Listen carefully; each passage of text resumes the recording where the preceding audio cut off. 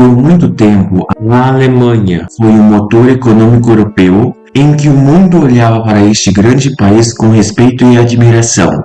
Um país industrial sólido, resistente a crises e guerras mundiais, devido à sua austeridade fiscal inabalável que a consolidou como a terceira maior potência econômica do planeta.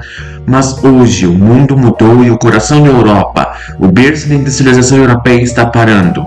Fábricas estão fechando, o caos está tomando conta das fábricas e das cidades.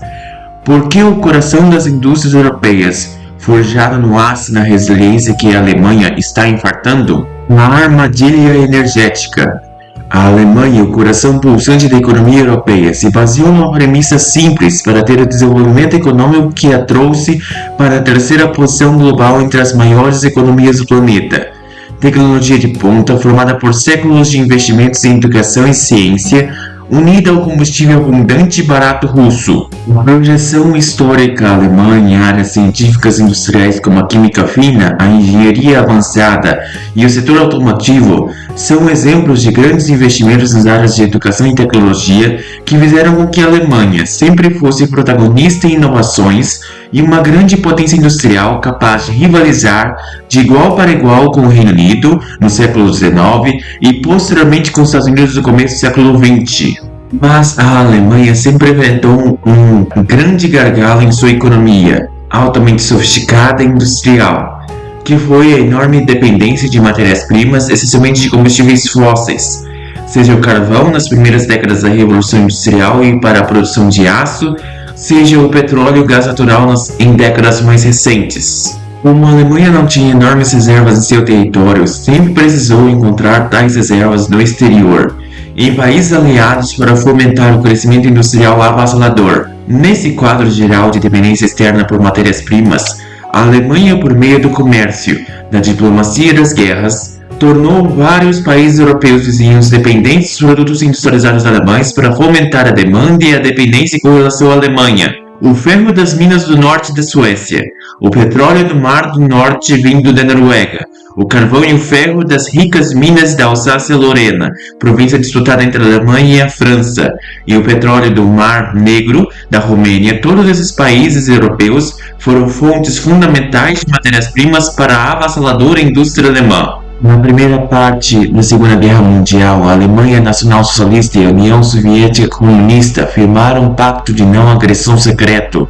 Dentro desse pacto e em outros acordos e tratados, havia estipulação de cláusulas secretas de divisão da Europa Oriental em zonas de influências entre os respectivos países e o aumento exponencial do comércio soviético nazista. A União Soviética oferecia níquel, cromo, cobalto, chumbo, madeira, petróleo e ferro para a Alemanha, que em troca os alemães comercializavam produtos industrializados, armas, equipamentos militares de última geração e o grande endividamento para fomentar o crescimento soviético. Com a Operação Barbarossa e a ofensiva alemã no leste, a relação de comércio e amizade teuto-soviética acabou e eles se tornaram inimigos ferrenhos. Com o fim das grandes guerras mundiais e com o término da Guerra Fria, uma era de grande pacifismo surgiu no âmbito internacional, especialmente na Europa, em que os líderes e elite política alemã viram a Rússia não mais como uma adversária a ser desafiada, mas como uma parceira de negócios. Nesse período, com o acidente nuclear de Chernobyl, a opinião pública europeia ficou em choque com a nuvem de poeira radioativa que se alastrou pela Europa. O acidente em Chernobyl foi um dos vários fatores que causaram o colapso da União Soviética. A opinião pública alemã, temerosa de que acontecesse algum fato de similar magnitude em suas usinas nucleares, começou um processo de desligamento progressivo. Esse desligamento progressivo das usinas nucleares intensificou uma crescente dependência alemã do gás russo abundante e barato, o que fez com que as empresas russas de energia, como a Lukoil e Gazprom, lucrassem enormes quantias de dinheiro. Magnatas russos do petróleo e do gás natural começaram a formar divisas, comprar empresas e clubes esportivos europeus como Chelsea, do Reino Unido, tudo financiado com dinheiro dos próprios europeus que demandavam por cada vez mais petróleo e gás natural russo. Era a aliança perfeita.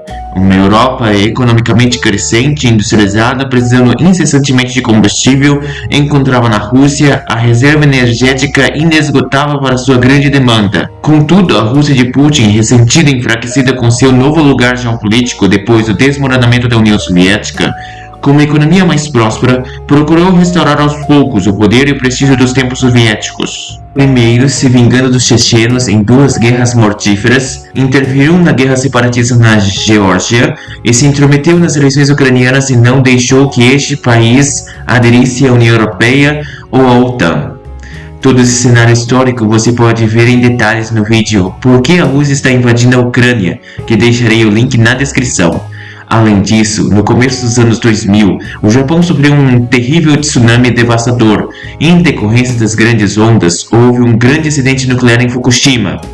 Este evento alarmou o mundo e fez com que a opinião pública alemã pressionasse o governo a acelerar e desativar várias usinas nucleares alemãs, até a total extinção de energia nuclear na Alemanha, devido à preocupação pública pela disseminação da radioatividade nuclear. Esse foi um fator decisivo para que a Alemanha aumentasse ainda mais sua aliança e dependência energética com relação à Rússia, selando esse casamento com um acordo sobre o Nord Stream 1, por suspeitas de tráfico de influência e corrupção. Na segunda década dos anos 2000, a Alemanha parou no tempo, continuou investindo apenas nas indústrias siderúrgicas, automobilísticas e nas pequenas empresas alemãs, como sustentáculo da economia alemã, como se isso fosse perpétuo. Contudo, a Rússia mostrava sinais óbvios de confrontação com a Europa, avançando com mais autoritarismo, mais ambição geopolítica na Ucrânia e na vizinhança territorial russa. O choque da realidade asiática e a indústria alemã. Com exceção das economias do leste asiático, o Japão, os tigres e especialmente a China,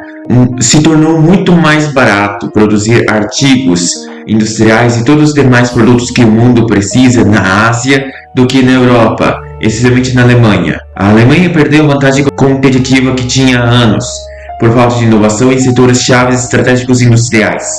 Sua importante indústria automobilística sofreu com a concorrência das montadoras asiáticas Toyota e Mitsubishi do Japão, Hyundai da Coreia do Sul e agora da BYD da China. Junto a isso, a Rússia avançou o sinal e mostrou suas garras, invadindo a Ucrânia deliberadamente, o que escandalizou a Europa e o mundo. Mas a Alemanha, totalmente dependente do gás e do petróleo russo, hesitou muito em tomar uma posição assertiva diante da guerra de agressão russa. A Ucrânia teve que explodir o Nord Stream 1, numa manobra usada para acabar com a dependência do combustível russo pelos alemães e forçar a opinião pública alemã a pressionar o governo a cancelar Nord Stream 2, já em meio à guerra russo-ucraniana em andamento. Com o fim dessa parceria teuto-russa, a indústria química e siderúrgica alemã sofreu muito sem energia barata e abundante. Gigantes do ramo químico alemão, como a BASF, transferiram suas produções para a China e para os Estados Unidos. A Alemanha não perdeu apenas um fornecedor, ela perdeu sua vantagem competitiva. A alma da máquina da indústria pujante alemã parou de funcionar.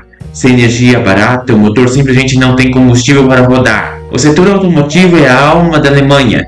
Foi esse setor que foi o símbolo de inovação e dominância internacional, conquistando mercados pelo mundo todo, um símbolo de renascimento industrial e nacional em meio a conflitos e guerras, que agora está em seu momento mais enfraquecido. Mas enquanto Berlim aperfeiçoava o motor a combustão, Pequim dominava as baterias. Hoje a Volkswagen enfrenta fechamentos inéditos em fábricas em solo alemão. Pela primeira vez, a China não é mais apenas um mercado consumidor para os alemães, mas o concorrente que está vencendo a corrida dentro da própria Europa. O aprendiz superou o mestre com maestria. A Alemanha está assistindo a sua maior joia da coroa perder o brilho em tempo real. O efeito dominó. Tudo isso é um grande e catastrófico desastre geopolítico para a Europa. A Alemanha é a maior nação do bloco em termos populacionais e o maior contribuinte do orçamento da União Europeia. Se a Alemanha para de crescer, a Europa como um todo está fadada ao fracasso econômico. A União Europeia não sobreviveria sem o crescimento econômico alemão. Foi esse crescimento econômico que por mais de 7 décadas promoveu o maior período de paz e estabilidade que o continente já viu, de modo sem precedentes na história europeia. Se o motor alemão para de gerar riquezas, quem vai pagar a conta da integração europeia? Sem a liderança econômica alemã, a França, a segunda maior economia do continente, porém com vários gargalos econômicos como a burocracia, os altos impostos e a falta de inovação, não daria conta de sustentar os gastos e custos da integração europeia sozinha. A Europa corre o risco de se tornar um museu ao ar livre, rica em história, mas irrelevante no comércio global e na atualidade. Estamos testemunhando o nascimento de uma nova ordem, onde a Europa pode se apequenar e se tornar apenas um grande espectador entre os dois polos de poder do século XXI, os Estados Unidos e a China. O motor alemão não está apenas quebrado, ele precisa de um novo projeto de inovação, de renovo, de um novo planejamento que o faça dinâmico, produtivo e inovador. Mas a pergunta é: a Alemanha terá tempo de se reinventar antes que a estrutura da União Europeia venha abaixo? E você, o que acha? A Alemanha ainda consegue liderar a Europa? Ou o fim dessa era já chegou? Deixe seu comentário aqui embaixo. Eu leio todos os comentários e quero saber sua visão analítica. Se você gosta de entender a geopolítica por trás dos fatos, inscreva-se no canal Universo Geopolítica. O mundo está mudando e nós estamos aqui para traduzir cada movimento.